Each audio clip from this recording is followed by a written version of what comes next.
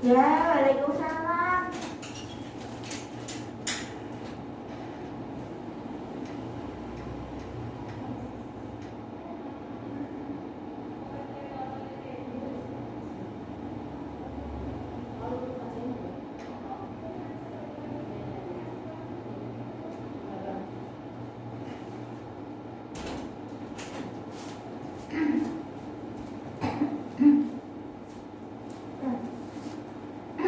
Bismillahirrahmanirrahim. Assalamualaikum warahmatullahi wabarakatuh. Waalaikumsalam warahmatullahi wabarakatuh. Bismillahirrahmanirrahim. Wassalatu wassalam ala Rasulillah wa ala alihi wa sahbihi wa man tabi'ahum bi ihsanin ila yaumiddin, amma ba'du. Allahumma sahli sadri wa yassir li amri wa hlul 'uqdatam min lisani yafqahu qawli. Ibu-ibu yang dirahmati Allah Subhanahu wa taala, alhamdulillah kita bisa dipertemukan kembali pada pagi menjelang siang hari ini di tempat ini untuk mengkaji bersama tafsir surat Ad-Duha. Alhamdulillah kita masuk langsung ke tafsirnya mawon. Kita masuk langsung ke tafsir surat Ad-Duha. Dibaca dulu. Bismillah. A'udzu billahi minasy syaithanir rajim. A'udzu billahi minasy syaithanir rajim.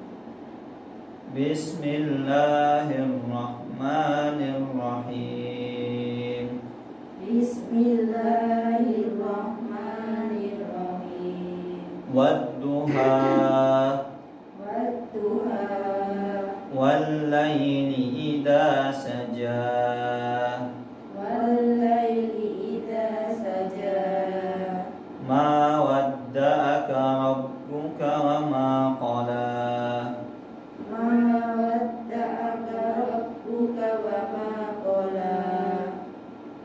Walal akhiratu khairul laka minal ula. Walal akhiratu khairul laka minal ula. Wala sawfa yu'tika rabbuka fatardha. Wala sawfa yu'tika rabbuka fatardha. Alam yajidka yatiman fa'awa. Alam yajidka yatiman fa'awa. Wa wajadaka dhallan fahada. Wa wajadaka dhallan fahada. Wa wajadaka ailan fa'aghna. Wa wajadaka ailan fa'aghna. Fa'ammal yatima fala taqhar. Fa'ammal yatima fala taqhar. Wa ammas sa'ila fala tanhar. Wa ammas sa'ila fala tanhar. Wa amma bi ni'mati rabbika fahaddits. Wa amma bi ni'mati rabbika fahaddits. Alhamdulillah kita sudah selesai membaca surat Ad-Duha. Nah, ibu-ibu sekalian, sekarang kita masuk ke pembahasan selanjutnya, yaitu tentang surat Ad-Duha ini apakah makkiyah atau madaniyah.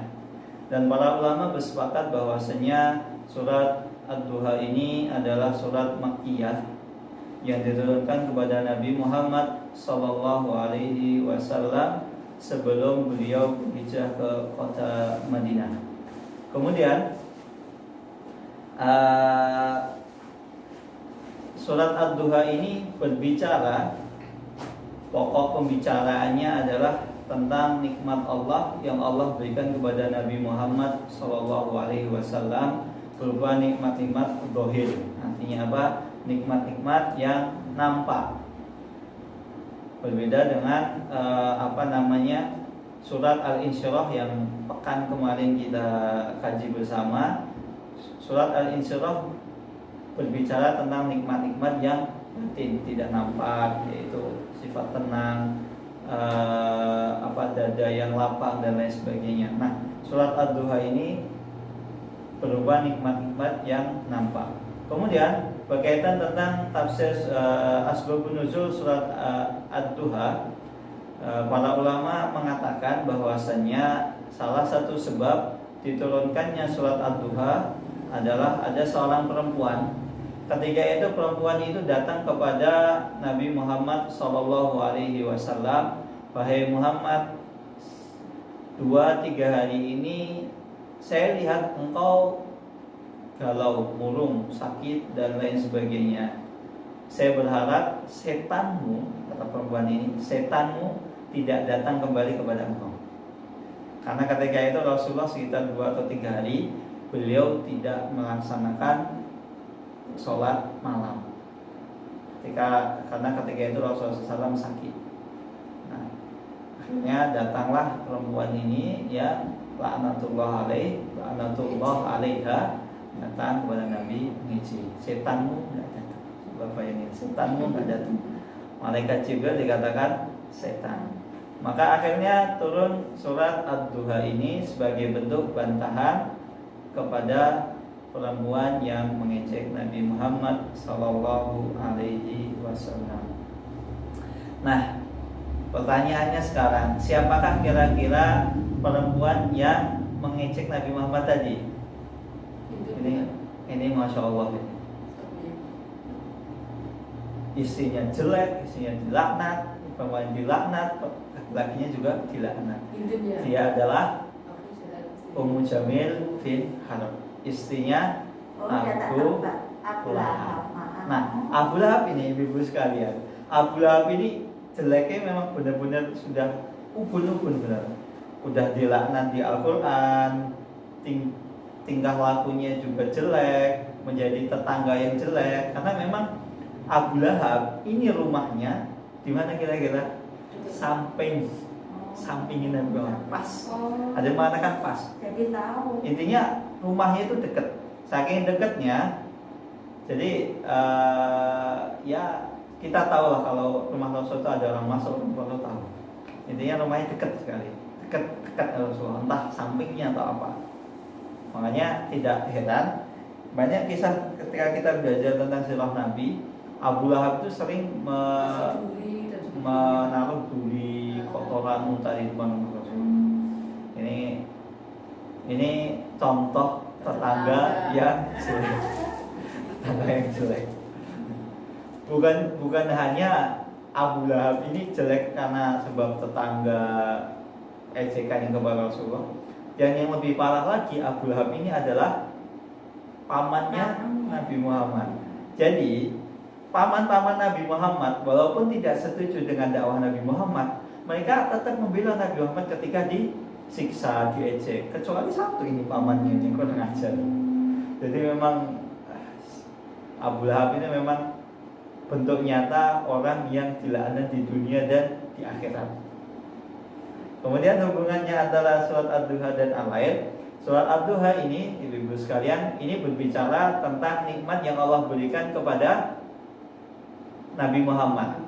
Adapun surat Al-Lail ini berbicara tentang nikmat yang tentang pujian Allah Subhanahu wa taala kepada Abu Bakar As-Siddiq. Hubungannya apa? Nabi Muhammad adalah gurunya Abu Bakar As-Siddiq. Kemudian kita masuk ke tafsir surat Ad-Duha ayat pertama. Karena ini banyak, jadi saya ringkas ambil inti-intinya. Nanti untuk lebih lengkapnya bisa dibaca di PDF-nya. Nah, tafsir surat Ad-Duha ayat pertama, wadduha, demi waktu duha ketika matahari naik sepenggalan. Nah, makna surat Ad-Duha ini, ibu-ibu sekalian, para ulama berbeda pendapat, ada khilaf, ada perbedaan pendapat di antara ulama. Yang pertama bahwasanya mengatakan Ad-Duha ini artinya adalah, maksudnya adalah an-naharu kulluhu, yakni siang. Jadi waktu siang semuanya. Jadi siang. Kalau waktu siang itu mulai jam berapa kira-kira? Siang. Kita lihat siang itu ya sampai jam 11-an ke atas. Sampai zuhur, sampai menjelang asar. Nah, ada yang mengatakan itu an-nahru kulluhu. Jadi waktu siang setelahnya, waktu siang semuanya. Dalilnya apa? Sebab para ulama mengatakan ini waktu siang seluruhnya karena ayat setelahnya wal laili idza saja. Ketika Allah Subhanahu wa taala mengatakan berfirman wal laili idza saja, waktu malam, berarti maksudnya sebelumnya adalah kebalikannya, waktu siang. Namun ada yang mengatakan tafsir lain, ulama lain mengatakan bahwasanya wadduha di sini artinya adalah waktu duha itu sendiri. Waktu duha itu sendiri. Waktu duha itu sendiri. Bukan waktu siang yang keseluruhannya. Walaupun memang duha di sini memakai kata duha untuk menunjukkan siang. Karena duha terkadang itu siang, tapi tetap pendapat yang lebih kuat sebenarnya adalah waktu duha itu sendiri, bukan waktu siang. Kalau seandainya Allah Subhanahu wa taala itu ingin bersumpah dengan waktu siang, harusnya Allah mengatakan dengan waktu siang, bukan waktu duha itu sendiri. Nah, di sini karena waktu duha sendiri itu memiliki keistimewaan yang banyak. Salah satu keistimewaan waktu duha adalah adanya sholat duha, yang mana sholat duha ini dikatakan sholatu al-awwabin. Rasulullah SAW bersabda, la yuhafid ala sholatid duha illa awwabun. Orang tidaklah seseorang itu menjaga sholat duha kecuali orang tersebut adalah orang yang awwabun. Awwabun itu orang yang kembali, orang yang bertobat. Makanya di sini saya katakan sholat duha sholatnya orang bertakwa. Karena orang bertakwa, ciri khas orang bertakwa adalah sering awwabun, kembali kepada Allah, beristighfar, meminta ampun. Maka sungguh mulia orang yang bisa selalu rutin melaksanakan sholat duha setiap hari. Kemudian ada juga salah satu keistimewaan surat ad-duha ini. Salah satu keistimewaannya adalah pernah suatu ketika malaikat Jibril datang kepada Nabi Muhammad SAW dengan menampakkan wujud aslinya, rupa aslinya. Karena terkadang malaikat Jibril itu ketika menyampaikan wahyu kepada Nabi Muhammad itu kadang hanya umpamanya sayapnya atau apanya, enggak wujud asli. Seperti surat Al-Alaq itu kan dikisahkan Rasulullah tiba-tiba melihat kepakan sayap yang menutupi antara barat dan timur, gede. Malaikat Jibril itu gede. Makanya gak heran ketika Rasulullah pertama kali mendapatkan wahyu langsung gemeter, takut, gemeternya itu masya Allah, gemeter sekali, bukan sekedar gemeteran. Kemudian kita masuk ke surat ad-duha ayat kedua, wal laili idza saja, dan demi malam apabila telah sunyi artinya sepi, telah tenang. Nah, tentang makna wal laili idza saja, di sini Imam At-Tabari rahimahullahu taala menyebutkan beberapa tafsiran salaf tentang ayat ini. Jadi para ulama salaf mengatakan ada beberapa tafsir. Pertama, demi malam tatkala datangnya kegelapan, demi malam tatkala di puncak gelap gulita. Tapi intinya tafsir walaili idza saja ini semua maknanya sama, tidak keluar dari makna malam hari, yaitu malam yang sepi dan senyap. Karena salah satu kelebihan, salah satu nikmat yang Allah berikan kepada manusia adalah waktu malam. Karena falikul isbah wa ja'alal laila sakana. Allah Subhanahu wa taala berfirman, dialah yang telah menyingsingkan pagi dan menjadikan malam untuk istirahat. Wal laili idza saja. Artinya waktu malam itu untuk istirahat, bukan untuk kerja. Jadi mohon maaf kalau umpamanya ada sebagian saudara kita malam kerja, pagi tidur. Nah itu ya kebalik, sebenarnya kebalik, tapi mau gimana lagi? Karena terkadang ada beberapa kondisi yang memaksa seseorang untuk begadang. Apalagi sekarang Ramadan, dikurang-kurangi begadang, kecuali kalau ada hal-hal yang perlu penting. Kemudian dan ini tafsir surat Al-Lail ayat 2 juga telah dijelaskan bahwa waktu malam adalah di antara anugerah Allah. Wa ibadul ladzina ya'buduna bil laili idza adlama. Ini ada pujian Allah Subhanahu wa taala untuk seorang hamba yang beribadah bil laili idza adlama. Yang seorang hamba yang beribadah kepada Allah ketika malam hari. Terlebih lagi sekarang ibu-ibu ketika menyiapkan sahur jangan lupa ketika masak sambil berzikir istighfar. Boleh walaupun umpamanya cuma pakai biasanya ya pakai pakaian yang kurang lengkap, kurang menutup aurat tidak masalah karena itu di rumah. Intinya jangan menampakkan aurat yang tidak boleh diperlihatkan kepada non mahram. Kalau untuk perempuan jadi yang boleh nampakkan kalau untuk mahram itu kan ya rambut, kepala, kemudian tangan, terus kemudian kaki, sampai betis. Maksudnya kalau berzikir harus nampak? Enggak harus. Itu karena kita posisinya di rumah. Karena posisinya di rumah ya menyesuaikan, karena di rumah adanya itu mahram kita. Kecuali kalau umpamanya ternyata di rumah itu kita punya pegawai laki-laki tinggal di rumah kita. Nah itu kita harus menutup aurat. Ini kalau ngaji nggak pakai kerudung boleh?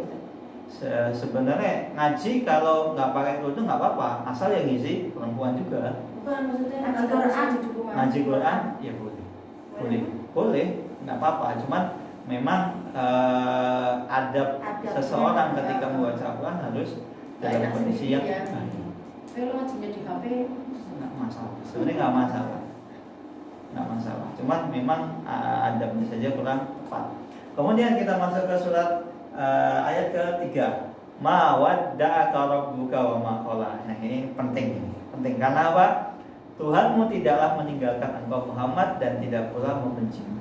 Nah ini sebagaimana bantahan untuk Ummu Jamil istrinya Abu Lahab, karena mengatakan wahai Muhammad, setanmu telah meninggalkan.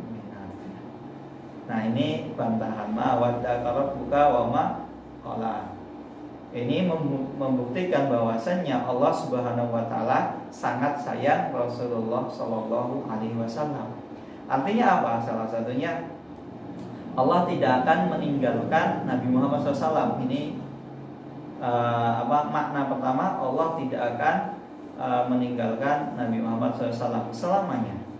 Makna kedua, artinya Allah mengatakan kepada Nabi Muhammad, Allah juga tidak akan membenci beliau sallallahu alaihi wasallam. Ini salah satu bentuk tadbiyah Allah Subhanahu wa taala. Karena ma wadda'aka rabbuka wa ma qala. Rabbuka ini dari asal kata rabba yurabbi, artinya tarbiyah, mendidik.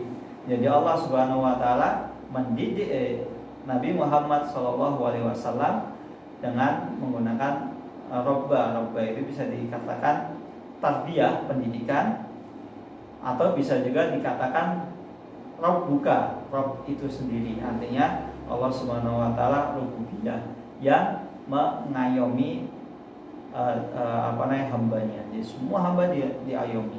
Baik saking baiknya Allah, saking mengayomi Allah, Allah Subhanahu wa taala memberikan nikmat kepada orang kafir, bukan hanya orang muslim. Walaupun tetap Allah itu membenci orang kafir atas kekafirannya, tapi tetap Allah maha sayangnya Allah, maha rahmannya Allah, maha rahimnya Allah, Allah memberikan nikmat kepada orang yang menyelisihi. Kemudian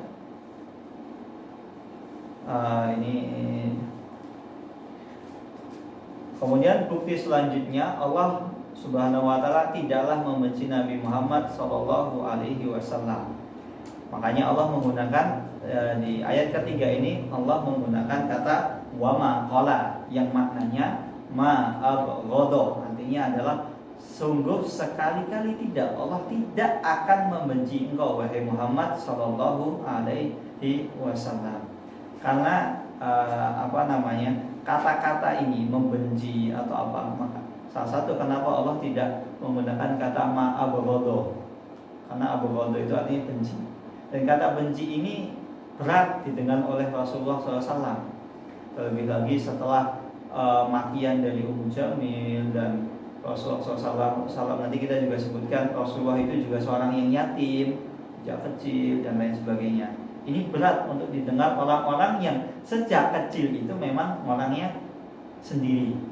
Rasulullah SAW terus sejak kecil sudah ditinggal orang tuanya. Bapak sebelum lahir bapaknya sudah meninggal. Baru umur 2 tahun ibunya meninggal. Kemudian usia 4 tahun kakeknya meninggal. 6 tahun, 4 atau 6 tahun kakeknya meninggal. Kemudian Rasulullah SAW sampai dewasa itu dididik oleh pamannya. Itu untuk orang yang seperti itu, orang dengan sifat seperti itu berat sekali. Minder, dari kecil sudah ditinggal orang-orang yang disayangi. Makanya Allah menggunakan kata wa ma qala, Allah tidak akan membencimu. Makanya hanya keadaan seperti ini yang bisa mengalaminya, yang kuat mengalaminya hanya Rasulullah SAW. Nggak ada satu pun. Makanya banyak jadi anak-anak yatim, anak keterbelakangan mental juga itu banyak yang bunuh diri. Karena kebetulan saya punya sedikit cerita ya, saya punya tetangga di perumahan. Beliau ini salah satu pegiat anak keterbelakangan mental. Saya tanya, kenapa Pak kok pengen seperti ini, mendirikan yayasan, buat kegiatan untuk anak keterbelakangan mental. Karena ternyata fakta di lapangan, anak keterbelakangan mental itu biasanya minder, sejak kecil minder, sering dibully, akhirnya banyak yang bunuh diri, gantung diri, minum racun dan lain sebagainya. Yang paling bahaya ini, yang salah satu juga yang bahaya, anak keterbelakangan mental itu banyak dijadikan objek untuk terorisme. Dan itu benar, objek terorisme. Karena anak keterbelakangan mental itu kan kurang otaknya, mohon maaf, pikirannya kurang sempurna. Jadi gampang di otaknya gampang dicuci, istilahnya dipengaruhi brainwash. Jadi otaknya itu gampang dicuci. Karena mempengaruhi seseorang cukup 10 menit orang bisa jadi teroris. Itu beneran.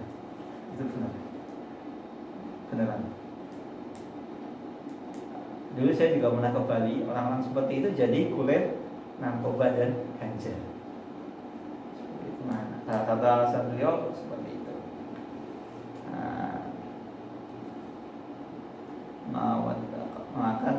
Kemudian peniadaan sifat dan penetapan sifat.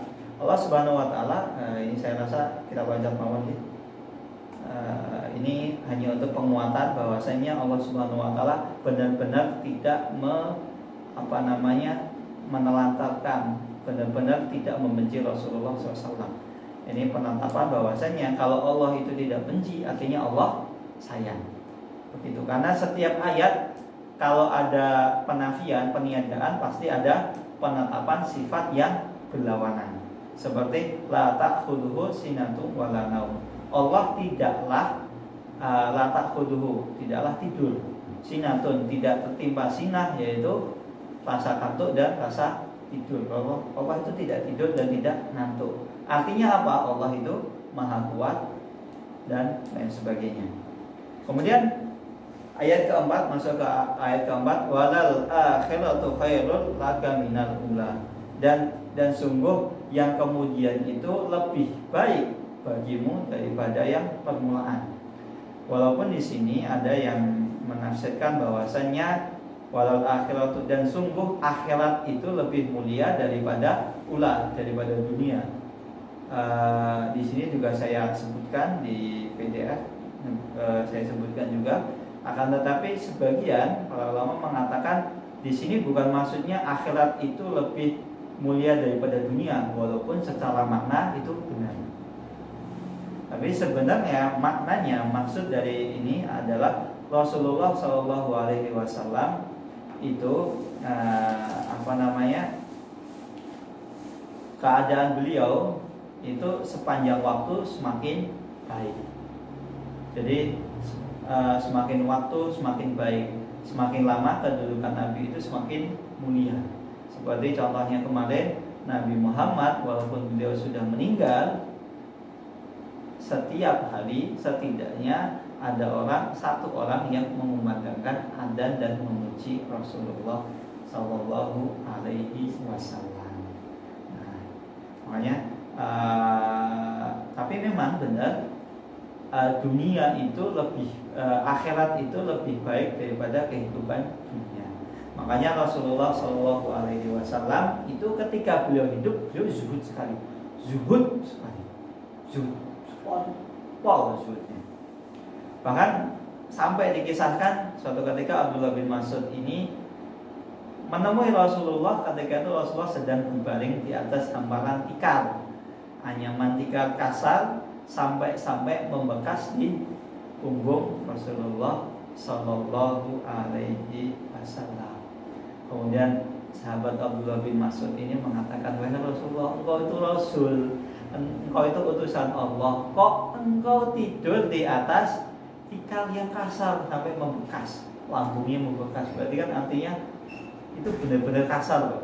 Kalau kita tidur itu kan yang empuk aja ya membekas, apalagi yang benar-benar kasar. Maka tidak heran sampai membekas di lambungnya. Jadi artinya di perut ini benar-benar membekas. Nah, ini jawaban jawaban Rasulullah SAW dan nasihat untuk kita semua. Beliau mengatakan bahwasanya tiadalah dunia ini bagaikan seorang musafir yang berteduh di bawah naungan sebuah pohon. Jadi kalau musafir berteduh di naungan sebuah pohon, atau kita untuk sekarang mudik, kita kemudian istirahat di rest area, itu berapa lama sih? Sebentar, paling cuma untuk bawa atau untuk ya makan minum, itu kalau nggak puasa. Nah, paling setengah jam, nggak lama. Makanya para orang tua kita dahulu, mereka mengatakan sesungguhnya hidup di dunia itu seperti hanya mampir ngombe sebentar. Rasulullah zuhud, walaupun beliau Sallallahu Alaihi Wasallam itu kaya. Nanti kita sebutkan tentang kekayaan Rasulullah SAW. Nanti ada. Nah ini walaupun Rasulullah SAW ini makna yang kita ambil, yaitu bahwa setiap saat kedudukan Rasulullah semakin tinggi, semakin mulia.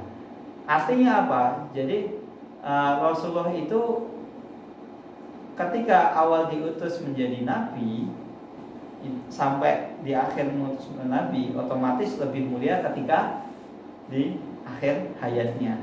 Namun ada sedikit anggapan, berarti kalau Rasulullah itu setiap saat semakin mulia, berarti sekarang Rasulullah meninggal, kedudukan di sisi Allah itu semakin mulia. Benar tidak? Nah, ya, tambah mulia, tapi ini dijadikan dalil yang kurang tepat, sehingga sebagian saudara kita akhirnya bertawasul kepada Nabi Muhammad Sallallahu Alaihi Wasallam, meminta, ya Nabi,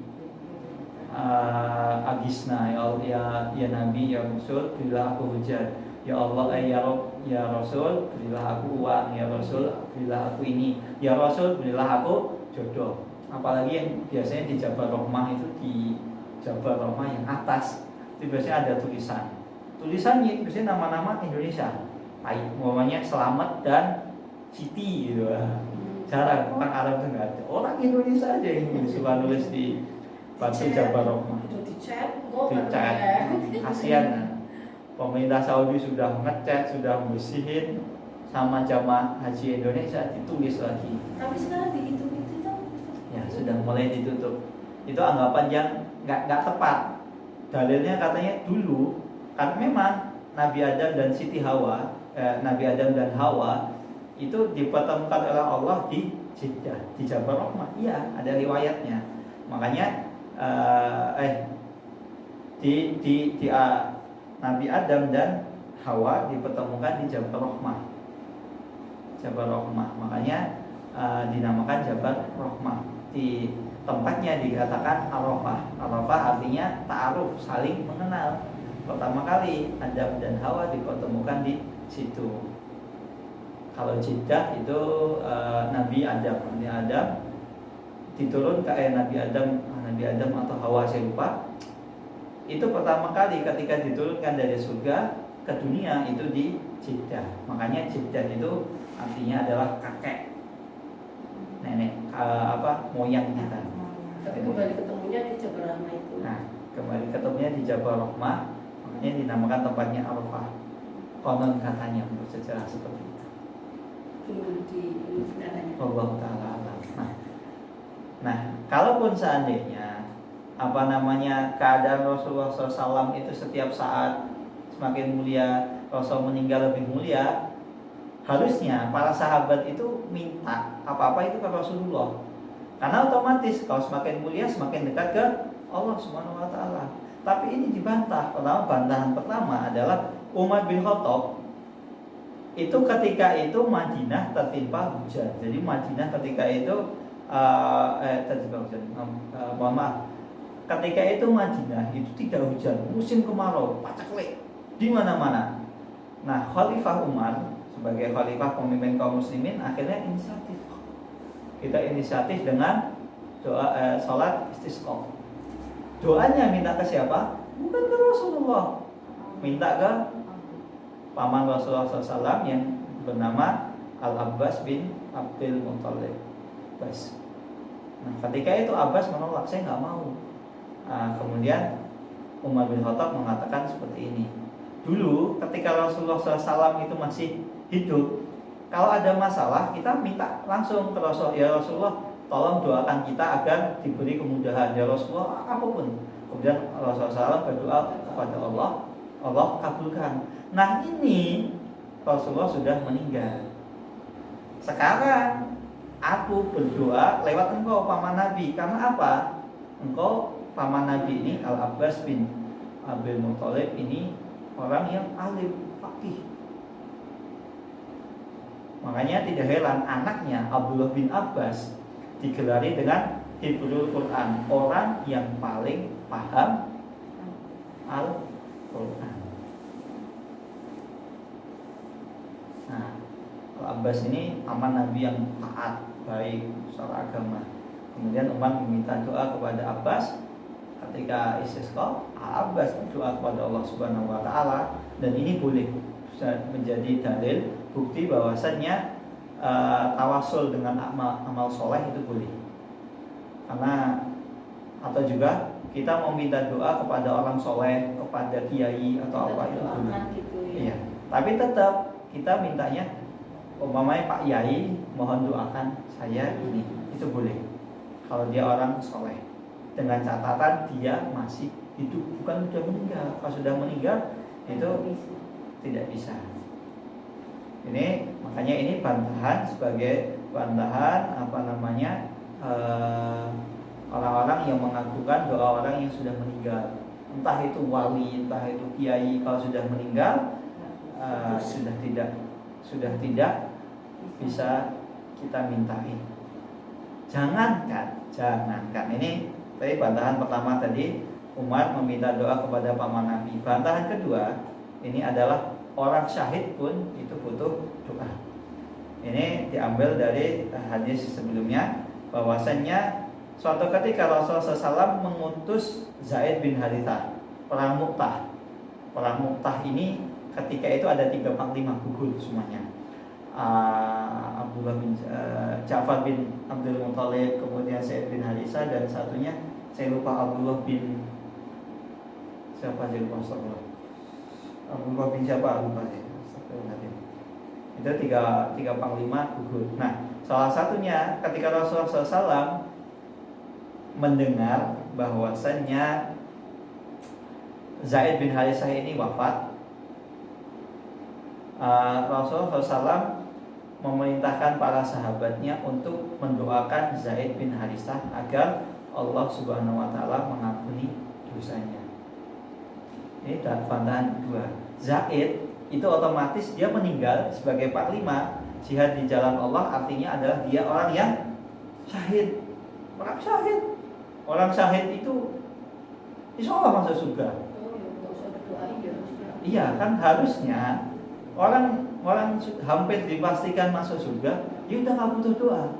Tapi ini apa? Rasulullah SAW memerintahkan sahabatnya untuk mendoakan Zaid bin Harithah, karena sesungguhnya orang yang meninggal itu lebih butuh doa. Makanya inilah sebab kenapa kita disyariatkan untuk ziarah kubur, karena orang yang sudah meninggal itu butuh doa kita agar kita bisa mendoakan mereka. Makanya ziarah kubur itu salah satu hikmahnya itu agar kita mendoakan orang yang sudah meninggal, dan tujuan yang lain agar kita ingat kematian dan kehidupan akhirat itu kekal dan kehidupan di dunia ini adalah fana. Selain dari dua sebab ini, mendoakan orang yang dikubur, mengingat mati dan mengingat dunia ini fana, itu berarti bisa jadi ziarah kubur kita menyisihi syariat yang diperintah, yang digariskan oleh Allah dan Rasulnya Sallallahu Alaihi Wasallam. Kemudian kita masuk ke ayat kelima. Wala saufa yu'tika rabbuka fatardha. Nah, di sini sungguh Allah Subhanahu wa taala akan memberikan karunia-Nya kepadamu sehingga engkau menjadi puas. Nah, di sini ketika kita berbicara tentang tatanan bahasa Arab, di sini tidak disebutkan maf'ul atau objeknya. Allah memberi apa? Tidak disebutkan. Allah memberikan kamu kekayaan, Allah memberikan apa? Enggak. Allah hanya mengatakan, berfirman, sungguh Allah itu akan memberikan nikmat karunia-Nya kepadamu sehingga engkau puas. Nah, ini artinya apa? Ini nikmatnya semuanya mencakup nikmat apapun. Intinya apa? Rasulullah nanti benar-benar puas dan menerima. Makanya salah satu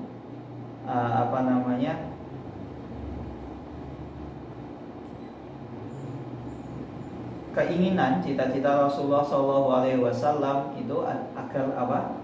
Agar umatnya semuanya itu masuk surga kalau bisa. Nah, makanya karunia Allah Subhanahu wa taala ini ada yang mengatakan di sini adalah ayat yang benar-benar komprehensif. Jadi benar-benar ayat ini ada ungkapan dari Allah yang sangat komprehensif, yang sangat benar-benar nyata, sangat benar-benar diharapkan. Makanya para ulama mengatakan ayat ini, ayat surat Ad-Duha ayat kelima, ini benar ayat yang paling memberikan harapan, benar-benar pengharapan. Walaupun memang ada sedikit perbedaan pendapat di kalangan ulama, ada yang mengatakan ayat yang paling memberikan pengharapan itu adalah surat Az-Zumar ayat 53. Qul ya ibadiyalladzina asrafu ala anfusihim la taqnatu min rahmatillah innallaha yaghfirud dzunuba jami'a innallaha huwal ghafurur rahim. Wahai hamba-hambaku yang telah melampaui batas, yang dosanya banyak sekali, la taqnatu min rahmatillah, janganlah engkau putus asa dari rahmat Allah Subhanahu wa taala. Janganlah kalian putus asa dari ampunan Allah. Fa innallaha yaghfirud dzunuba jami'a. Sesungguhnya Allah Subhanahu wa taala mengampuni seluruh dosa hambanya kalau dia benar-benar bertobat.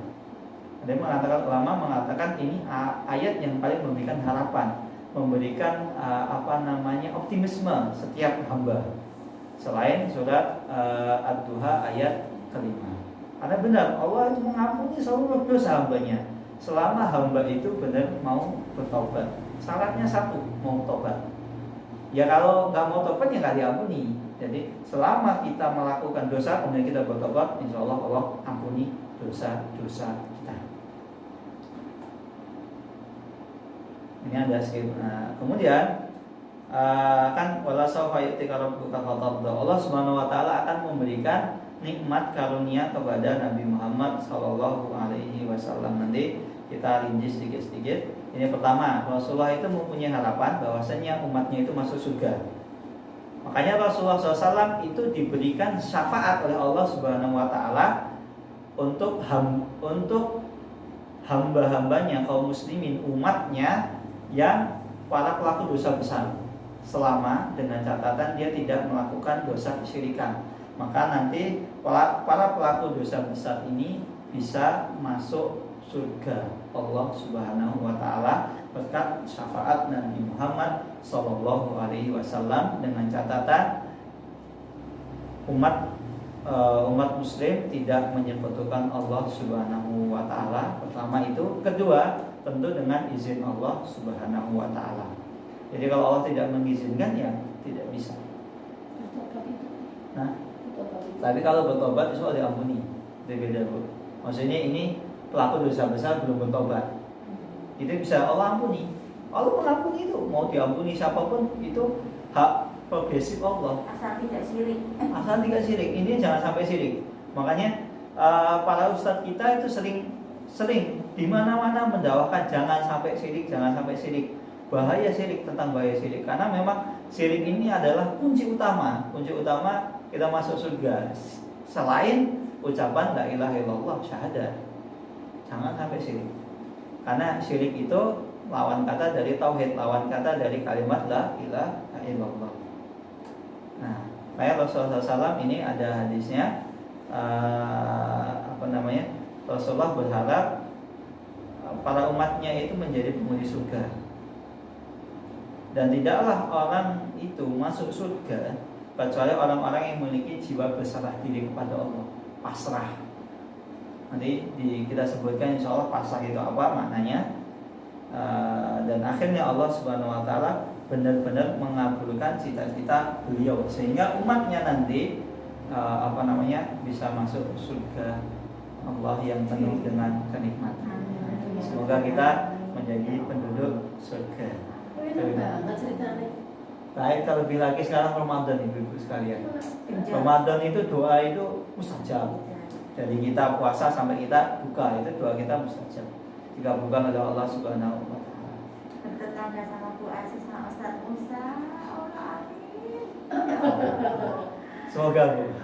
Di surga tertinggi sama Rasul. Bertetangga sama Rasulullah. Tapi intinya bisa bertetangga dengan Rasulullah.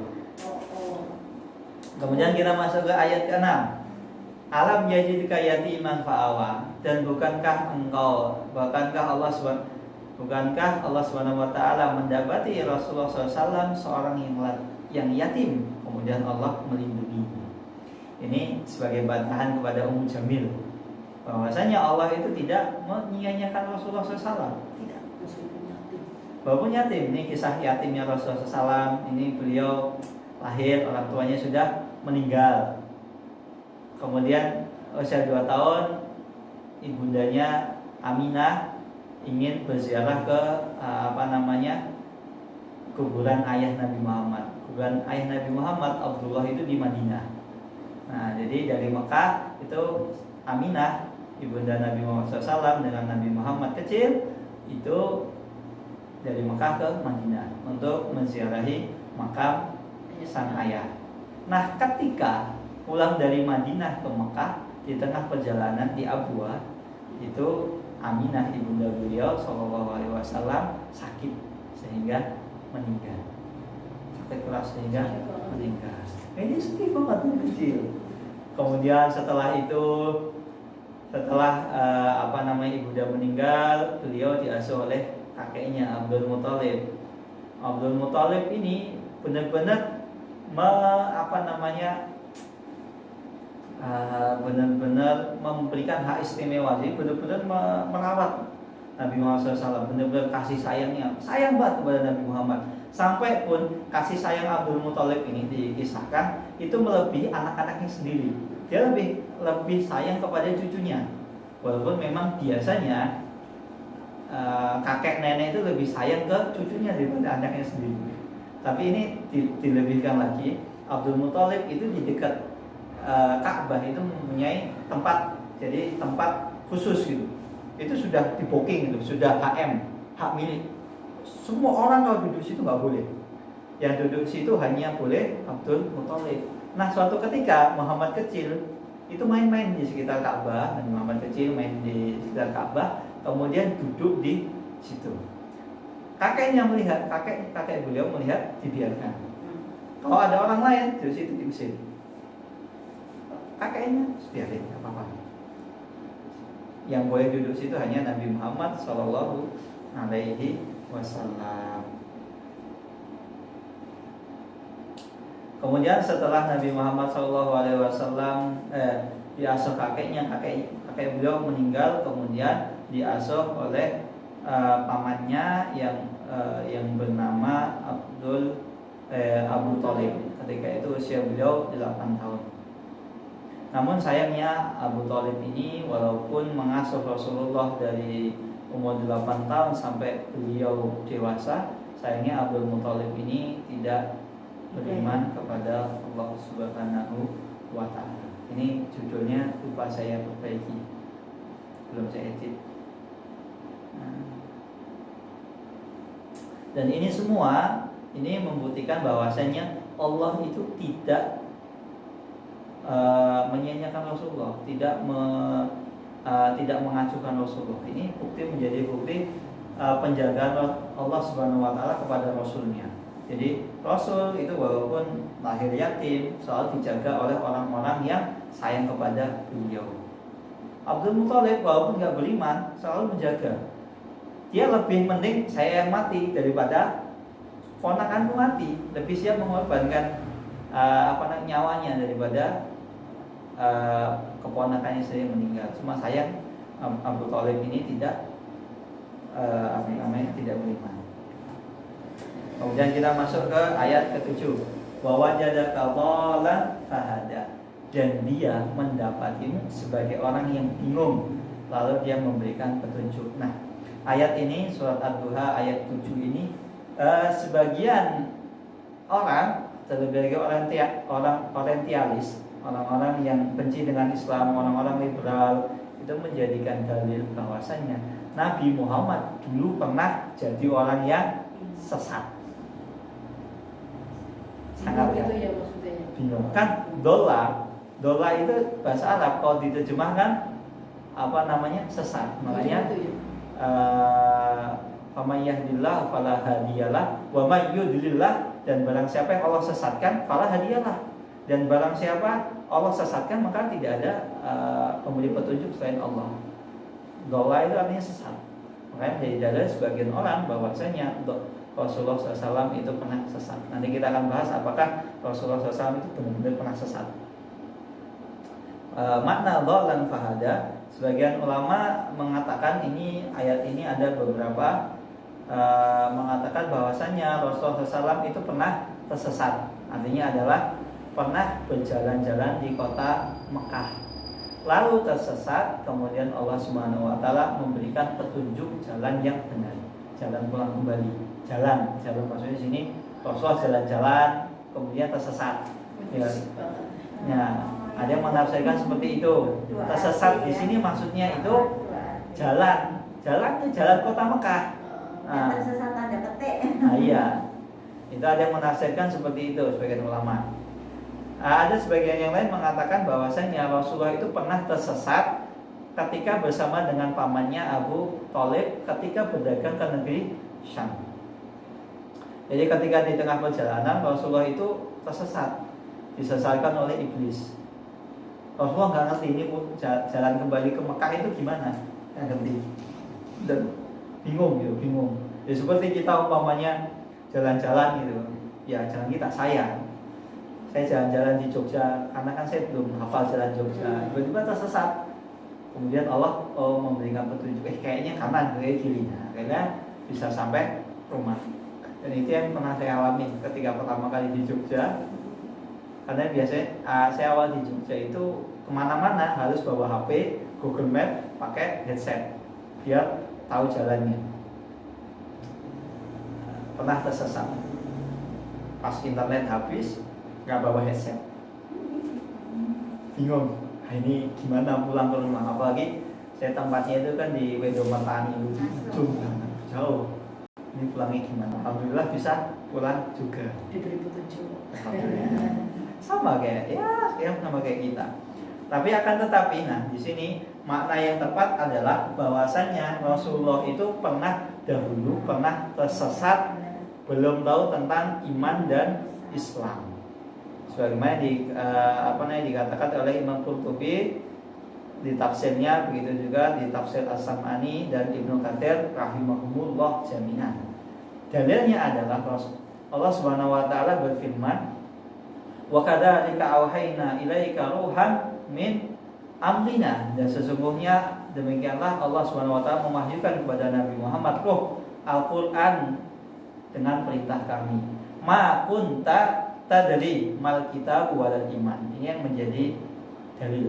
Sesungguhnya ketika itu Rasulullah SAW sebelumnya beliau tidak mengerti apakah itu petunjuk Al-Quran dan iman itu nggak ngerti. Bahkan nanti kita jelaskan di slide setelahnya. Rasulullah SAW itu ketika di Gua Hiro beliau bingung, nggak ngerti cara ibadah kepada Allah itu gimana, nggak ngerti ibadah kepada Allah itu gimana. Beliau tahunya apa? Orang kafir Quraisy itu ibadahnya salah, menyembah berhala dan lain sebagainya, tahu. Cuman bagaimana cara beribadah kepada Sang Pencipta yang benar itu seperti apa? Nggak ngerti Rasulullah ketika itu dulu. Sampai akhirnya Allah Subhanahu wa taala mewahyukan surat Al-Alaq ini di sini. Nah, itu maksudnya Nabi ketika itu tidak tahu. Maksudnya ada ketika itu Rasulullah SAW tidak tahu cara beribadah kepada Allah Subhanahu wa taala itu seperti apa dulu. Tapi Rasulullah tahu ibadah yang dilakukan oleh kaum kafir Quraisy berupa itu penuh dengan kesesatan, kesyirikan dan kemaksiatan. Tahu. Cuman gimana cara mengungkapkan ibadah kepada Sang Pencipta, beliau tahu sampai Allah memberikan hidayah kepada beliau dengan menurunkan surat Al-Alaq. Dan yang jelas Rasulullah itu seperti surat Al-Isra kemarin, beliau tidak pernah melakukan amalan-amalan kaum kafir Quraisy seperti menyembah berhala dan lain sebagainya. Cuman sebagian adat beliau pernah. Yang akhirnya apa? Allah ampuni. Kan seperti kemarin tafsirnya Rasulullah itu pernah melakukan salah enggak sih? Nah, di situ maksudnya Rasulullah pernah melakukan salah yaitu sebelum beliau diangkat menjadi nabi dan rasul. Sebelum Islam. Ya, sebelum syariat Islam ada. Masih Allah juga gitu. Masih. Tuhannya gitu. Iya benar. Beribadah kepada Tuhannya gitu. Tuhannya. Tapi tidak disebut Allah. Kalau sebenarnya Allah itu sudah disebut dari dulu. Bilangnya Allah gitu. Ya, cuma Allah itu kan ketika kita berbicara Allah itu kan diambil dari kata ilah. Ilah itu Tuhan sesembahan. Oh, Tuhan ya yang itu pada Allah itu Tuhan sesembahan. Nanti kalau kita berbicara tentang tafsir Allah ini panjang nanti. A itu ada maknanya sendiri. Jadi rangkaian. Orang Arab ini kalau kita kan bilangnya Tuhan ya, umum. Kalau orang Arab kan ilah gitu ya. Ilah itu Tuhan. Kalau orang Arab ilah. Walaupun nanti maknanya Allah itu lama Buddha bihakin illallah. Jadi Allah itu satu-satunya Tuhan, satu-satunya sesembahan yang hanya berhak disembah. Selainnya yang lain memang ada sesembahan tapi tidak berhak disembah. Makanya sebagian masyarakat kita kan ketika menafsirkan la ilaha illallah tidak ada Tuhan selain Allah. Itu makna yang kurang tepat. Yang tepat adalah ma'budah bihaqqin illallah. Tidak ada sesembahan yang berhak disembah selain Allah. Itu yang tepat. Karena tiada Tuhan selain Allah itu tidak tepat, karena Tuhan itu banyak. Tuhan itu banyak. Masing-masing orang. Ya. Kemudian kita masuk ke ayat ke-8. Wa wajadaka a'ilan fa'aghna. Yang tadi sebenarnya ayat sebelumnya, ayat ke yatiman fa'awa, ayat ke-6. Ini sebenarnya saya lupa di sini saya tulis. Ini ayat yang paling benar-benar membekas di hati Nabi. Benar-benar membekas. Karena apa? Nabi sejak kecil itu yatimnya itu yatim yang sempurna. Yatim yang sempurna. Benar-benar yatim sempurna. Makanya benar-benar membekas di hati Nabi, sehingga Nabi Muhammad SAW itu benar-benar nanti Tubuh dia. benar-benar membekas di hati Nabi Muhammad SAW. Kemudian ayat yang ke-8, bahwa wajadaka a'ilan fa'aghna. Dan Allah Subhanahu wa taala mendapati Nabi Muhammad SAW yang kekurangan, kemudian Allah memberikan kecukupan. Dahulu Nabi itu miskin. Nabi itu miskin. Saking miskinnya apa? Pertama, Rasulullah SAW itu menggembala kambing. Kambing yang digembala itu bukan punya milik pribadi, tapi punya orang kafir Quraisy, digembala, kemudian beliau dapat upah. Dan terlebih dari itu, Abu Thalib yang mengasuh Nabi Muhammad SAW itu juga miskin. Abu Thalib itu dikisahkan sudah miskin, gak punya harta, anaknya banyak. Bahkan ada yang mengatakan anaknya 11, sudah miskin, gak punya duit. Kemudian Rasulullah diasuh. Makanya Abu Thalib itu miskin. Makanya Rasulullah sampai mengembalakan kambing orang-orang Mekah. Kemudian Rasulullah dapat upah di hasil gembalaan kambing itu. Kemudian alam jadi a'ilan fa'aghna. Bukankah Allah Subhanahu wa taala mendapati Nabi Muhammad SAW itu miskin, fakir, miskin, kemudian Allah mengkayakan. Caranya apa? Allah dengan Rasulullah SAW akhirnya dipertemukan dengan Khadijah. Nah, ketika Rasulullah bertemu dengan Khadijah itu mulai makmur. Pertama apa? Rasulullah bekerja kepada Khadijah, kemudian jadi tangan kanan. Otomatis tangan kanan itu bosnya itu benar-benar perhatian. Apalagi zaman sekarang kita mencari orang tangan kanan, orang kepercayaan itu susah sekali. Bahkan ketika seseorang mendapat orang kepercayaan, kue jalur opo tak kei. Karena memang benar, apalagi usaha-usaha umpamanya bisnis yang sudah omsetnya miliaran, itu mencari orang yang kepercayaan itu susah. Karena banyak, saya kebetulan juga punya saudara kaya raya, cuman ternyata tangan kanannya ini berkhianat. Jadi kekayaannya itu digerus semua. Sampai menyisakan cuma nyisain utang, bukan aset. Tangan kiri itu berarti. Tangan kiri. Apa? Tangan kiri. Tangan kiri. Tangan kiri. Amanah ya. Amanah. Nah makanya zaman sekarang tuh nyari orang yang dipercaya itu susah.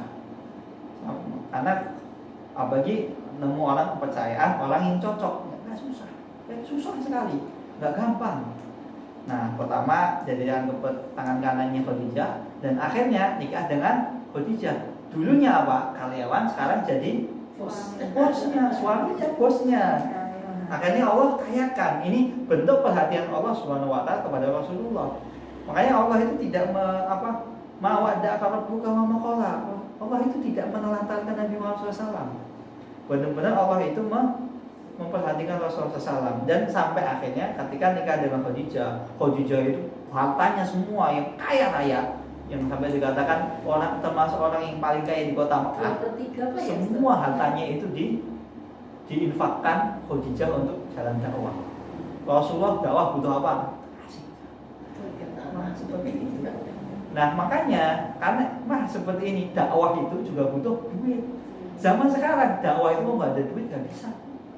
Cuma ngomong ingat neraka, ingat surga itu apa ustaz bisa ngomong. Makanya sekarang dakwah itu juga butuh duit.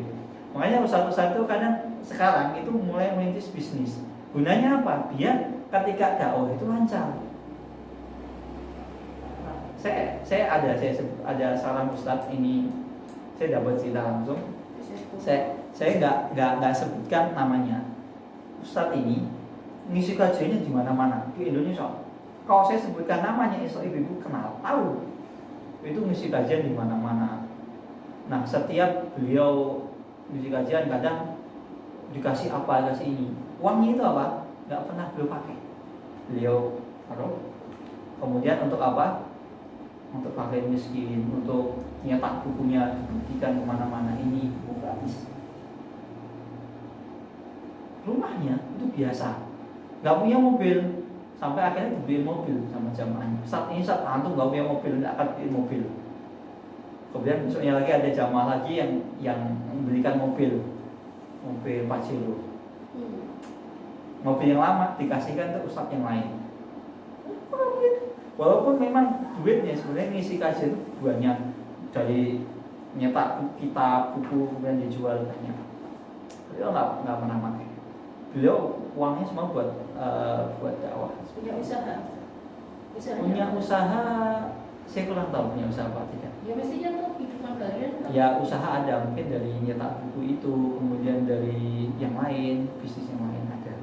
Karena beliau kebetulan juga jadi brand ambassador di produk travel umroh, travel haji dan sebagainya. Tapi itu hasil dari itu semua ya untuk keluarganya ya, yang keluarganya kata cukup dah, sisanya buat dakwah. Banyak usaha-usaha seperti itu. Allah bagi dakwah zaman sekarang, orang kalau umpamanya suruh ngaji, kalau nggak dikasih duit itu nggak suruh, karena orang nggak mau. Apalagi di daerah-daerah pelosok-pelosok itu, ini kita jangan sampai kalah dengan orang-orang misionaris Nasrani. Semangat orang Nasrani itu. Orang Nasrani itu semangat, mau butuh apa, kamu pengen apa, tak kasih. Enggak disuruh masuk, enggak disuruh masuk Kristen. Pelan ya. Kamu butuh apa, tak kasih. Kamu butuh apa, tak kasih. Kamu butuh apa, tak kasih. Lama kamu masuk Kristen ya? Ya, siap.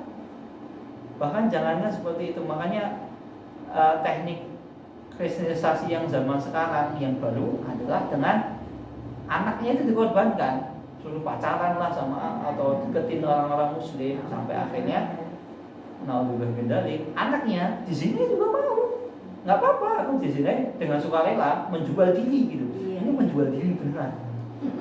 Serius. Banyak kejadian itu. Iya, menjual diri untuk agama. Niatnya bahkan mohon maaf Bu, ini kebetulan kan istri itu punya tetangga itu dulu sempat murtad, suaminya itu misionaris. Alhamdulillah dua-duanya sekarang sudah masuk Islam. Istri. Ya, tetangga istri. Yang laki-laki itu dulu misionaris, yang perempuan itu jamaah pengajian, rajin, santri, anak tewak santri yang paling rajin, paling rajin sampai akhirnya suami laki-lakinya itu bisa mengkristenkan. Yang lebih parah lagi, ada kisah lagi, kebetulan kan di tempat mertua itu kan banyak dulu basis Kristen, kristenisasi. Ada juga kisah perempuan itu kebetulan di kampung itu jadi kembang desa paling cantik. Dia deketin siapa? Laki-laki yang paling alim, paling pintar, paling rajin ikut pengajian. Dideketin terus, dirayu. Ya namanya laki-laki, setiap saat dirayu lama-lama ya goyah. Dan kebetulan itu kembang desa paling cantik.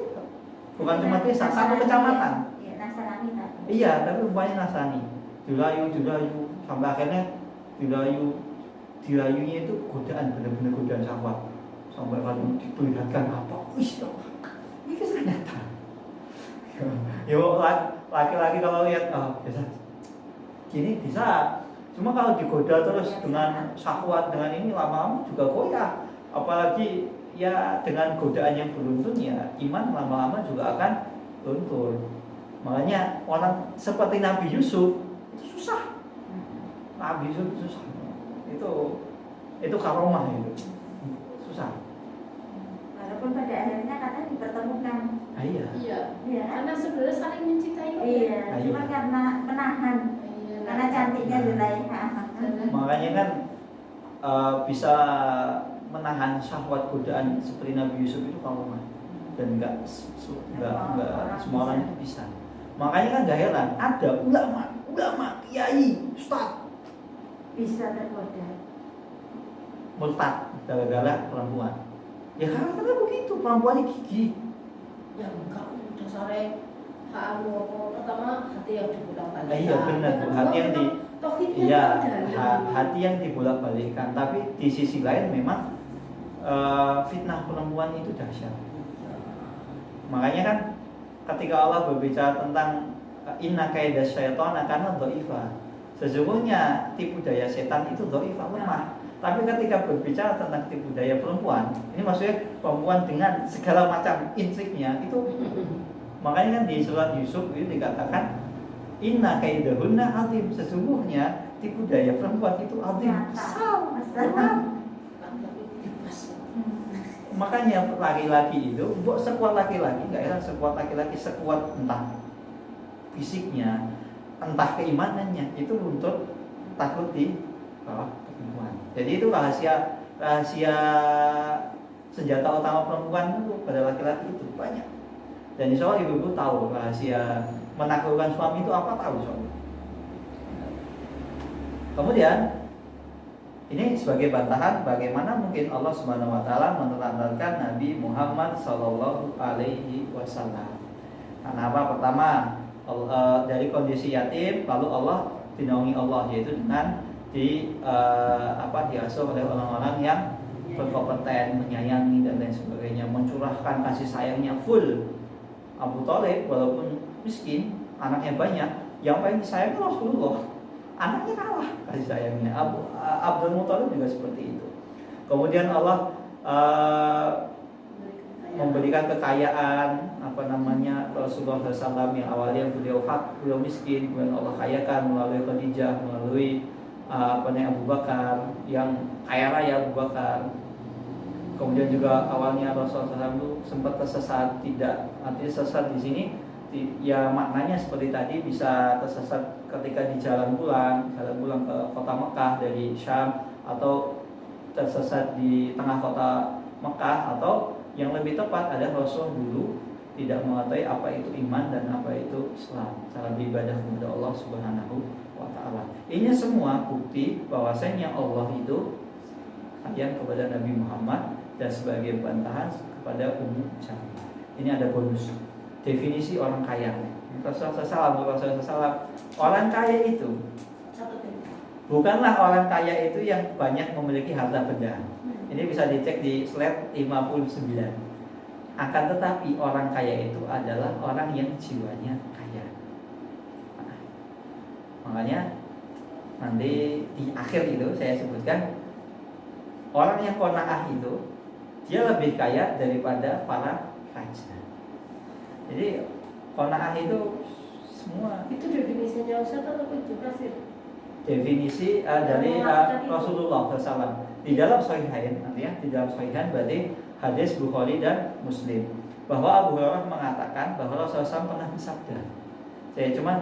Saya lupa ini di Bukhari dan Muslimnya hadis keberapa, saya lupa. Nanti saya lengkapi karena sebenarnya ini masih banyak salah, kurangnya juga masih banyak. Sesungguhnya perut orang Islam bersih secukupnya serta Allah telah menjadikannya berdosa seadanya apa yang dibutuhkan oleh Allah. Baik, berarti kan kalimat pertama itu yang bikin sendiri, bukan kok orang kaya ini itu banyak mendatang. Ini sabda Nabi, Bu. Ini sabda Nabi. Sabda Nabi. Oh, sabda Nabi sih. Iya. Di dalam Sahihain bahwa Abu Hurairah, jadi Sahihain pernah bersabda, orang kaya itu bukanlah orang yang memiliki banyak harta benda, akan tetapi orang kaya itu orang yang jiwanya kaya. Jadi orang yang qanaah, orang qanaah itu lebih kaya daripada orang kaya, karena sedikit dikasih sedikit bersyukur, sedikit bersyukur. Dari masa cukup. Makanya Rasulullah SAW ini bukti Rasulullah SAW itu makanya kan bahasanya kan pernah tanya, Ustaz, bukannya Rasulullah itu kaya? Iya, Rasulullah itu kaya. Di perang Hunain dikisahkan Rasulullah itu mendapatkan harta ghanimah Ghanimah perang itu 1/5 kan untuk Rasulullah.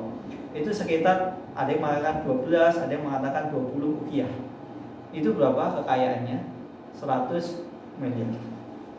Rampasan perang dari perang Hunain untuk Rasulullah saja itu 100 miliar. Apa yang dilakukan Rasulullah? Dapat langsung disedekahkan. Makanya Rasulullah, iya benar, Rasulullah tidur di atas pelepah kurma sampai seperti tadi apa namanya lambungnya membekas. Rasulullah. Bahkan ada yang mengatakan Rasulullah itu sholat ketika sholat sujud itu mengenai kaki Aisyah. Itu benar, hadisnya sahih. Hadis sahih. Kamarnya cuma 3. Rumahnya itu kecil, sempit. Nah, naruh barang kekayaannya wallahu taala alam di mana, tapi bisa kita simpulkan Rasulullah itu orang yang paling dermawan.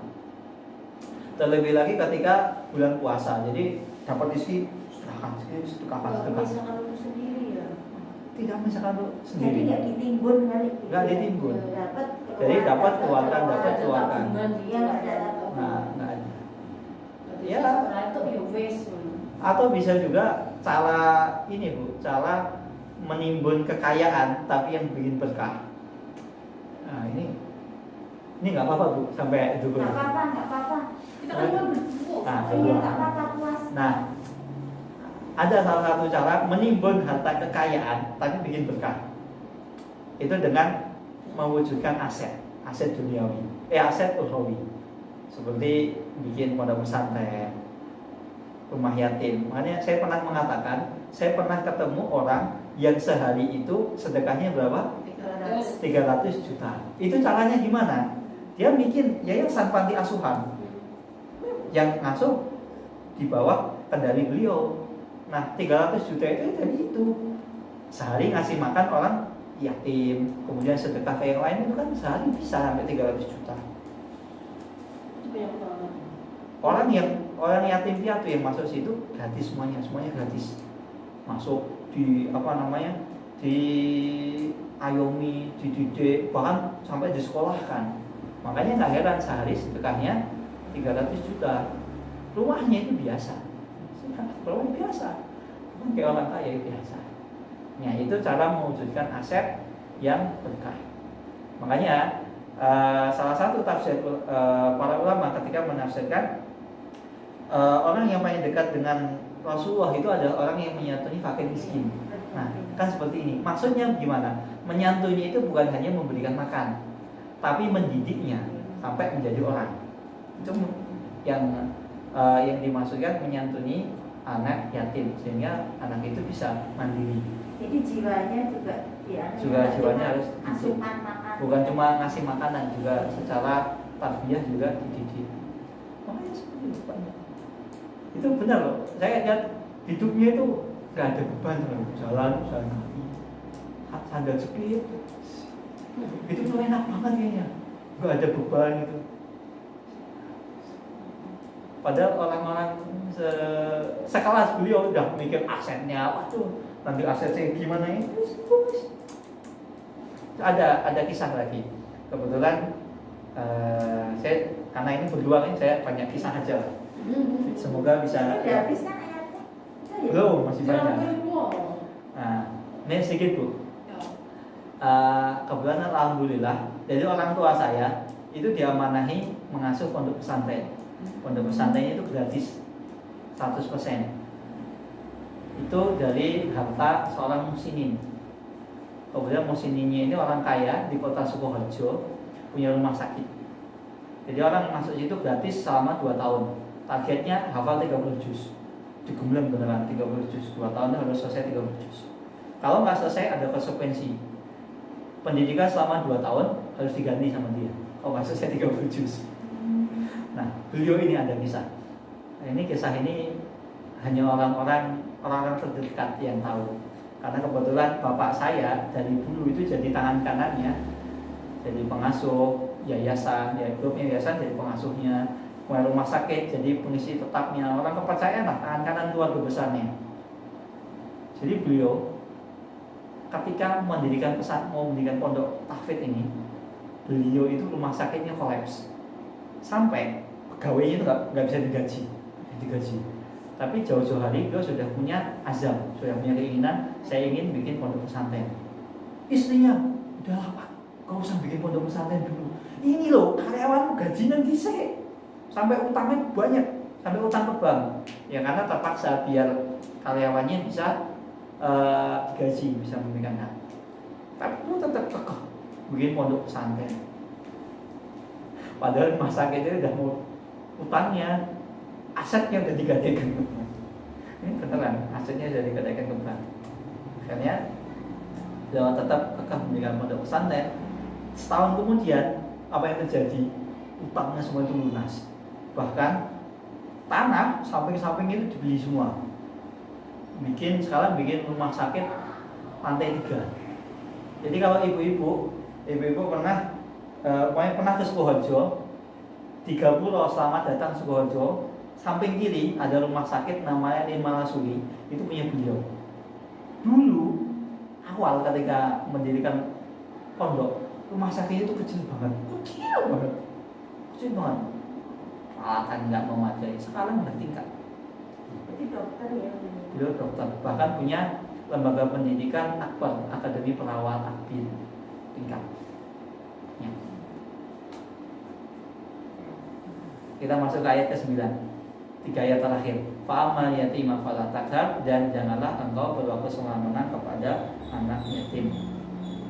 Di sini janganlah engkau memperlakukan anak yatim dengan buruk, jangan sampai mereka merasa tertekan, jangan sampai engkau membentak mereka, dan perlakukanlah anak yatim ini sebagaimana engkau memperlakukan ingin anakmu diperlakukan setelah engkau tiada. Jadi memperlakukan anak yatim itu seperti anak sendiri. Dan ini namanya amal itu kan al-jaza min jinsil amal. Jadi ketika kita berbuat baik kepada orang lain, nanti insya Allah orang lain akan berbuat baik kepada kita. Kalau enggak kita, anak keturunan kita. Itu benar. Makanya ada ulama itu menikahi seorang wanita. Ini ulama Maliki, madzhab Maliki, menikahi seorang wanita. Gara-gara apa? Jadi bapaknya ini, mertuanya dulu itu nawarin ke ulama ini, kamu nikah sama anak saya, ini nikah gak usah pakai mahar apa-apa, karena tahu ulama ini miskin, kamu itu miskin. Saking miskinnya nikah ke lamar ke sana ke sini itu ditolak, gak diterima. Walaupun ulama nikah lamar anak gadis orang ditolak. Nah sama bapak mertua, udah kamu nikah sama anak saya aja. Ternyata qadarullah wa masyafa'al, anak istrinya ini ternyata kasar, orang yang kasar, suka bentak. Suaminya sering dibentak-bentak, padahal suaminya ulama. Nah, muridnya, sebagian murid terdekatnya itu tahu, wahai Syekh, kenapa engkau gak menceraikan istrimu? Engkau kan ulama, mau nikah sama siapa aja bisa. Dijawab, saya dulu ketika bapaknya masih hidup, saya melamar gadis orang itu gak ditolak, sudah banyak ditolak. Kemudian bapaknya datang, nih anak saya kamu nikahin, gak usah pakai mahar apa-apa, ini kamu tak kasih duit untuk menghidupi penghidupanmu, kamu bikin majelis taklim. Karena apa? Bapak mertua saya itu dulu baik sama saya nggak akan menceraikan istri saya, walaupun istrinya itu secara makna itu durhaka gitu, nggak baik sama suaminya. Kemudian dijawab, bisa jadi istri saya yang durhaka ini dosa saya yang dulu, atau ini ujian Allah kepada saya agar saya bisa mendapatkan banyak pahala. Makanya amalan orang tua itu bisa membawa keberkahan kepada anak keturunannya. Makanya saya katakan ini ayat yang paling membekas di hati Nabi Muhammad Sallallahu Alaihi Wasallam. Karena Nabi Muhammad itu yatimnya sempurna sejak kecil. Kemudian kita berbicara tentang pahala mengurus anak yatim. Ana waqaf lil yatim fil jannati hakada wa qala bi asbihi asbabah wal musta. Bahwasanya pahala orang yang mengurus anak yatim itu nanti bertetangga dengan Rasulullah SAW di surga kelak, seperti jari telunjuk dan jari jari tengah, seperti ini. Nah, saking dekatnya. Ini di sini saya lupa menambahin slide. tafsirnya sih mendidik anak yatim, mengurus anak yatim itu mendidik, mengayomi, memberi makan, memberi pendidikan, benar-benar memperhatikan. Bukan hanya cuma menyantuni anak yatim saja. Kemudian tafsir selanjutnya ayat ke-10, wa ammas sa'ila fala tanhar, dan terhadap orang yang meminta janganlah engkau menghakimi. Ini ada dua tafsir. Tafsir pertama ini untuk nasihat saya dulu. Karena Allah menafsirkan, jadi ini nasihat untuk para penceramah, orang isi kajian. Karena terkadang ini peringatan para dai, para ulama agar mereka bersabar. Karena terkadang ketika seseorang itu bertanya, itu ada mereka itu yang bertanya itu tidak mengerti adab pertanyaan. Karena ada sebagian ulama itu ditanya gitu, tanyanya itu nggak sopan. Contohnya nggak sopan, membandingkan ustadz satu dengan ustadz yang lain, atau menyebutkan aib ustadz yang lain di depannya gitu. Kemudian juga cara bertanyanya yang memojokkan, nggak sopan. Atau juga zaman sekarang bertanya itu malam-malam, jam 1 malam telepon. Maksudnya nggak tahu waktu, nggak beradab, mereka tidak mengerti adab. Kalau saya mohon maaf, kalau saya ditanya itu memang kadang jarang saya chat itu jarang saya jawab. Bu Asih sudah 2 minggu nanya kepada saya belum saya jawab sampai sekarang. Sebetulnya enak chat, soalnya kan nggak ganggu. Dia Ya. lagi apa misalnya. Tapi kalau terkadang ada beberapa permasalahan itu kan harus nelpon. Kalau pengen nelpon, sekiranya ingin nelpon, WA dulu, bikin janji baru. Janji kalau orang kalau film-film, berarti ada ingin perano. Kalau saya mohon maaf, saya terkadang memang kalau di WA nanya kadang, ya kalau sempat saya jawab. Misal pertanyaan saya susah ya dijawab ya. Pertanyaan ibu tuh dua atau 3 minggu yang lalu ya. Apa ya? 4 sebulan yang lalu kan. Sudah dijawab. Kan saya kan 2 minggu gantil tuh. Nah itu nggak sebenarnya nggak susah sih. Cuma saya belum sempat lupa. Tapi saya udah dapat jawabannya dari Ustaz Sati siapa? Kenapa? Yang ahli hadis siapa?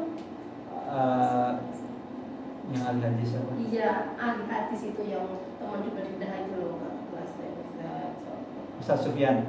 Kan, sing kenapa nabi teko waktu dijawab dulu terus. Kadang-kadang Ustaz Wira. Wira itu Yaman, Ustaz Wira Yaman. Yang tentang apa Bu? Tentang Ustaz Wira yang suka ngisi di UGM. Iya. Yang apa namanya? Tahu hadis Pak? Iya. Yaman, dia orang Yaman. Dia bahas kitab apa Bu? Wira ini saya tahu. Wira Mandiri Bandung. Iya, Wira. Tetangga saya itu beliau. Di sana di Bedo. Yang ya masih satu kecamatan. Di Bedo. Dekat kok. Saya di Sembu, beliau di Candi Kebang. Dekat lah. Paling cuma paling 15 menit. Ini kalau di Maskap khusus apa? Kitab apa kok lupa kalau di. Biasanya beliau itu tentang tarbiyah anak-anak itu. Kitab apa sih? Anu bidangnya hadis Pak. Beliau Kok bisa Bu Ustaz Wira menjawab? Dan aku ya udah tanya sampai bilang-bilang. Gak bisa punya kontak apa teleponnya. Kadang-kadang Ustaz kami bertanya sangat butuh karena misalnya Saya aku udah ngomongnya nih gitu. Apa jika Ustaz tidak berkenan ditanya-tanya begini, mau dijawab tidak, insya Allah ibu tidak akan bertanya lagi. Tak ada habis itu. Ya karena memang ya terkadang memang nggak karena sempat. mengejar Ramadan kadang-kadang. Karena ibu saya hanya kadang saya agak sibuk sehingga tidak langsung karena pertanyaan yang lama. Nah, beliau ini jadwalnya tuh semakin banyak.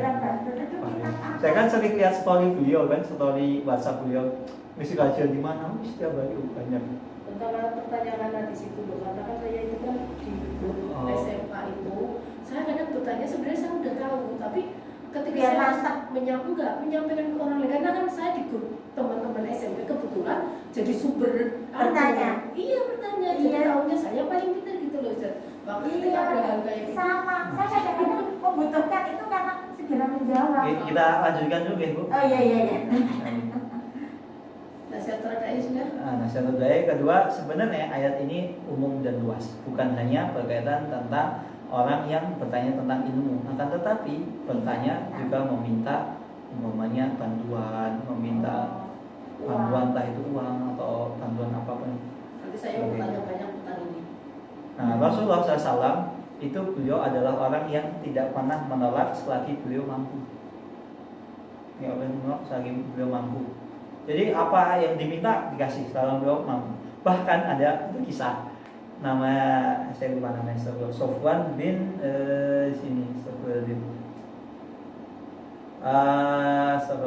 Sofyan bin Umayyah. Jadi ada Sofyan bin Umayyah, beliau ini minta, ya Rasulullah, tolong belikan aku satu lembah isinya lengkap dengan hewan, baik domba. Beliau kasih. Nah, karena beliau punya, beliau kasih. Ya Rasulullah, saya pengen ini, kasih. Itu suatu ketika Rasulullah SAW itu diminta satu lembah. Jadi lembah itu gunung lah, namanya gunung. Isinya situ hewan, jadi domba. Penuh, full. Kasih semua Rasulullah. Itu punya Rasulullah. Kemudian orang ini Sofyan bin Umayyah balik ke kaumnya, ngomong ke kaumnya, wahai kaumku, udahlah, kalian itu semua masuk Islam aja. Kenapa? Sesungguhnya Muhammad yang membawa agama Islam itu orang yang ketika membeli itu nggak takut miskin. Saking nggak takut miskinnya, punya kasih. Makanya selagi beliau mampu itu kasih. Makanya para sahabat itu menggelari beliau, bahkan bukan cuma sahabat, orang kafir Quraisy menggelari beliau annahu la yaruddu sa'il. Siapapun yang meminta, beliau kasih dengan catatan selagi beliau mampu. Ini beliau Nabi memberi tanpa takut miskin. Ini Nabi Muhammad memberikan pemberian tanpa pernah meminta kepada Nabi Muhammad kambing sepenuh lembah di antara dua gunung. Jadi meminta kambing sepenuh lembah di antara dua gunung. Jadi satu bukit kambing semua dikasih sama Rasulullah. Akhirnya apa? Ini Sofyan bin dan ini Sofyan bin Umayyah ketika itu dia masih belum masuk Islam, non Muslim. Beliau ini yang diriwayatkan oleh Ibnu Syihab. Beliau mengatakan ketika itu kan perang Hunain. Jadi yang sedekah Rasulullah itu sampai 100 miliar menangkap perang Hunain. Nah, ketika itu Rasulullah memberikan kepada Sofyan bin Umayyah 100 ekor unta, 100 ekor unta. Iya, makanya beliau kaya. Cuman sedekahkan. Nah, sampai ini akan mengatakan Sofyan bin Umayyah, dulu Muhammad itu orang yang paling aku benci. Jangankan lihat mukanya, lihat namanya, dengar suaranya, benci, pokoknya bencinya sampai bunuh-bunuh. Tapi sekarang Muhammad SAW adalah orang yang paling aku cintai. Karena dikasih kasih. Beliau itu kembali tanpa takut miskin. Makanya hadiah. memberi hadiah itu bagus. Makanya kan Rasulullah SAW bersabda tahabbu. Seringlah kalian memberi hadiah, maka akan terjalin ikatan kasih sayang di antara kalian. Makanya banyak. Dan ini yang dipraktekkan oleh para misionaris. Ngasih nggak pakai syarat, ngasih. Malah yang meraktekin mereka ya. Ini yang kadang menjadi PR untuk kita semua. Iya. Misionaris itu memberi tanpa pamrih. Tapi katanya itu dananya kan dari Itali. Kenapa? Katanya misionaris itu dananya dari Roma. Iya, Bukan dana dari dia Roma. pribadi juga. Tapi dari dia pribadi juga, Bu. Ya, yang Islam juga gitu sih, orang Islam juga gak kalah kok yang. Iya, orang Islam memang nggak kalah, Bu. Cuman terkadang ada beberapa orang Islam ini oknum memberi itu meminta mengharapkan balasan. Ini kalau seperti ini yang harus kita praktekkan. Jangan sampai orang luar Islam itu lebih mempraktekkan daripada kita. Kemudian ayat terakhir sudah ada ternyata. Wa amma bi ni'mati rabbika fahaddits, dan terhadap nikmat Tuhanmu adalah engkau nyatakan dengan bersyukur. Maknanya adalah pertama nikmat kenabian. Allah Subhanahu wa taala memberikan kepada Nabi Muhammad SAW nikmat kenabian, kemudian nikmat Al-Qur'an yaitu mukjizat Al-Qur'an, maka suruh membacakan Al-Qur'an kepada manusia, mendakwahkannya. Kemudian nikmat secara umum, dan ini pendapat yang lebih tepat, nikmat secara umum. Karena di sini isim mufrad didahulukan kepada isim ma'rifat. Ini saya loncati saja. Kemudian bagaimana cara menunjukkan nikmat Allah Subhanahu wa taala? Imam Asy-Syam'ani rahimahullahu taala dalam tafsirnya mengatakan ada dua cara menunjukkan rasa syukur, nikmat Allah Subhanahu wa taala. Pertama dengan menunjukkan rasa syukur kita. Kedua dengan menceritakannya kepada orang yang thiqah atau terpercaya amanah. Nah, pertama kita diperintahkan untuk menampakkan nikmat yang Allah berikan kepada kita. Ketika dengan menceritakan dengan rasa syukur juga. Nah, pertama ketika kita ingin menampakkan, kita tampakkan yang wajar. Umpamanya bukan mentang-mentang kita kaya, kita bisa begini bisa itu, terus kita pakai emas tangan kanan setengah kilo, tangan kiri setengah kilo, kaki setengah kilo. Jangan, secukupnya saja. Cukup bahwa kita pakai pakaian yang bagus menunjukkan kita ini mampu gitu loh. Ya sesekali apa masalah. Jangan sampai berlebihan pakai emas berkarat-karat, pakai semua jangan. Berkarat. Nah, cara bersyukur kepada Allah Subhanahu wa taala. Pertama, cara bersyukur dengan menyebut nikmat. Nikmat bisa diwujudkan dengan hati, lisan dan anggota badan. Pertama, melalui hati, bahwasanya kita mengakui setiap nikmat yang Allah berikan kepada kita itu dari Allah. Kita ini nggak mampu, Allah yang memampukan kita, Allah yang memberikan kita nikmat. Jangan seperti Qarun yang mengatakan innama utitu hadza min ilmin indi, sesungguhnya aku diberikan nikmat ini karena sebab aku pintar, aku jago. Jangan seperti itu. Kemudian nikmat cara selanjutnya adalah dengan lisan. Maka kita ucapkan dengan lisan, diantara dengan mengucapkan alhamdulillah dan pujian-pujian yang lain. Dan begitu juga bisa diceritakan kepada orang lain. Tentu ini kepada orang-orang yang terdekat atau orang yang kita percaya. Karena terkadang ketika kita membicarakan nikmat yang Allah berikan kepada kita, akan timbul hasad di sebagian hati orang-orang tersebut. Makanya orang-orang terdekat ya siapa? Dan jangan jangan sampai ketika kita menceritakan nikmat kita ini kepada orang lain, jangan sampai timbul pada diri kita itu sifat riya, sombong dan pamer harta. Kemudian selanjutnya adalah dengan menampakkannya pada anggota badan. Cara menampakkan dengan anggota badan yang tepat adalah yaitu dengan sholat. Karena Rasulullah SAW itu suatu ketika pernah dipergoki oleh Aisyah.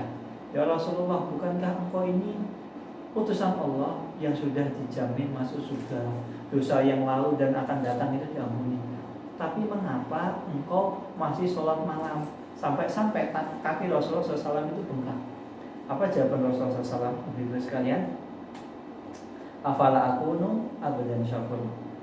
Apakah tidak boleh jika aku termasuk menjadi hamba yang bersyukur, yaitu bersyukur dengan melaksanakan anggota badan, yaitu dengan rajin sholat, rajin ibadah.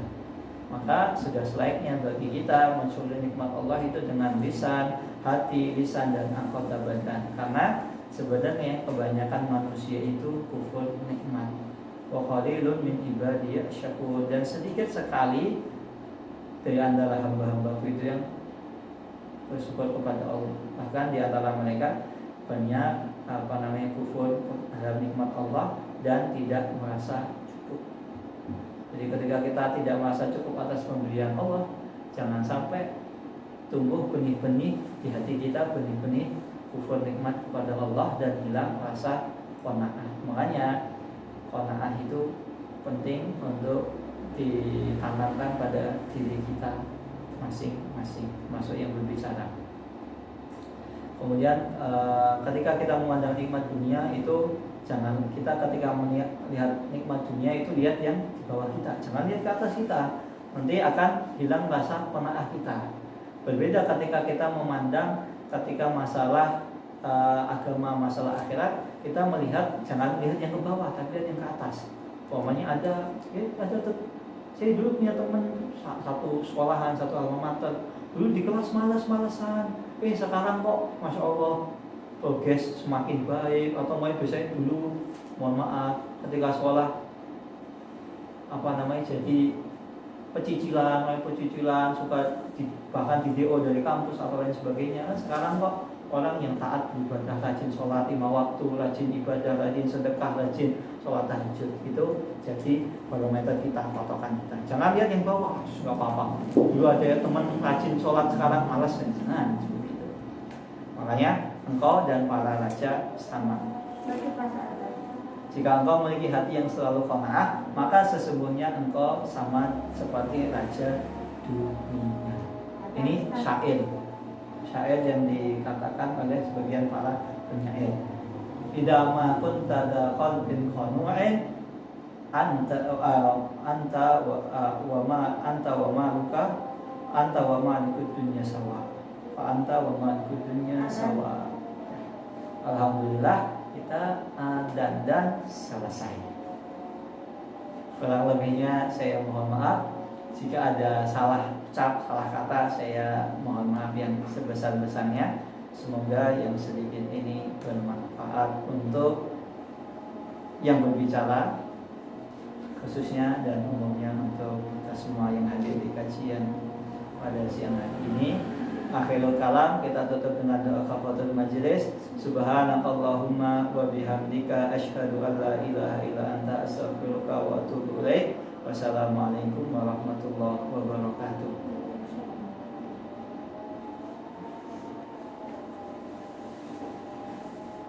Pekan depan alay dulu. Apa diulangi ini?